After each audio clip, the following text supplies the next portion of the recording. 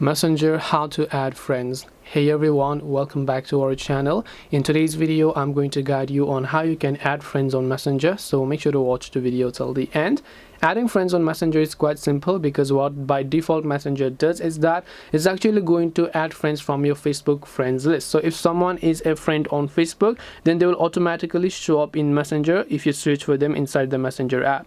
Now sometimes what also happens is that even if you are not friends on Facebook, you have talked with them before, they'll automatically get added to your Messenger. So it doesn't necessarily mean that you need to be friends on Facebook, because if both of you talk to each other, then both of you are going to get automatically added to each other's friend list. So that's just a thing that you want to keep in mind. You can just select any of the people here, even if you might not be friends with them. As long as you can send them a message and they reply back, you will be able to find them on Messenger very easily. So hope this video helped you understand your question. If you have got any queries, feel free to leave them down. Thank you for watching and see you in the next video.